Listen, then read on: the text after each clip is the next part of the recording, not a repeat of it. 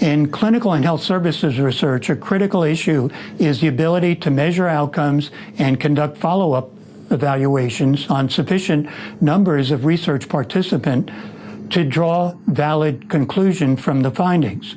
If an investigator's measures are inadequate or they were unable to locate a small or large proportion of the research participants, the findings are going to be misleading.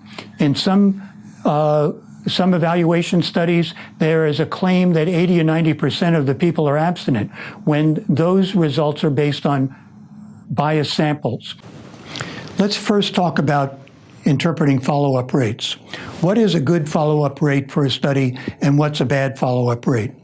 If you study 100 patients and you're only able to follow 50 of them, can you make valid inferences from the data that you collected from half the sample? And what would be a follow-up rate that would convince skeptical policymakers, program administrators, and researchers that you've done a good follow-up study?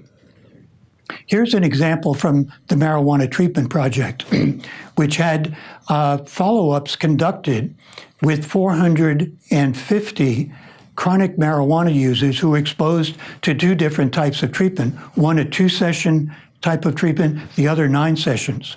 And the follow-up rate 1 month or at the end of treatment was 88%. At 4 months, it was 89%. And data was also collected by collaterals. Collaterals are people nominated by the patient as someone who could give information about them if they couldn't be located. So we contacted collaterals and we were able to find 100% of them. We did urine screening on 86% of the patients at the 4-month follow-up in order to corroborate their self-report information. So here's an excellent way to get follow-up data that can be convincing to policymakers. Get a high follow-up rate, get information from collaterals, and get objective verification of substance use. At 9 months, the follow-up rate was also very good, 87%. At 15 months, it was down to 82%, and then patients were followed again at 21 months, and there was a 77% follow-up rate. That's considered quite good.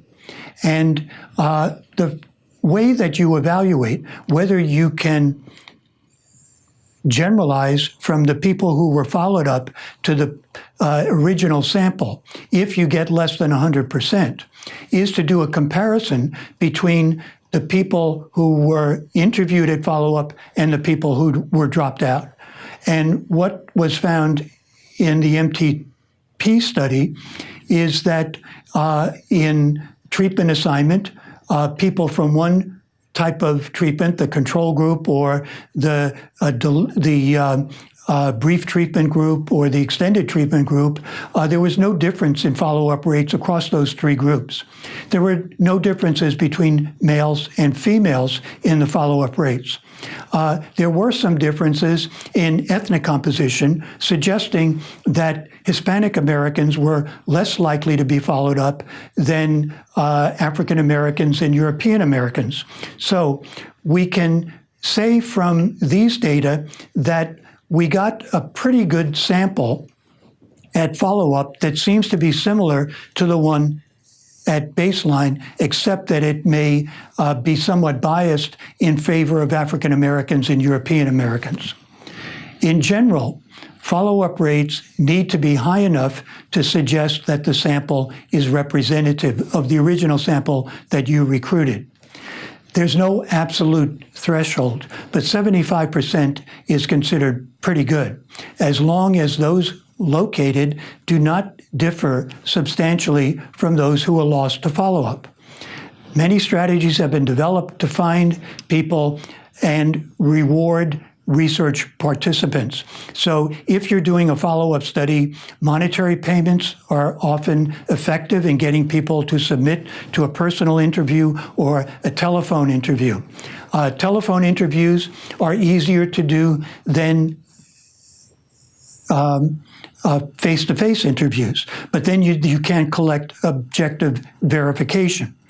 If you pay travel costs, often you can get people to come back for a follow-up interview, or you can do email surveys. Project Match and other studies have written manuals about how to improve follow-up rates, and those should be attended to if you want to conduct a good follow-up study.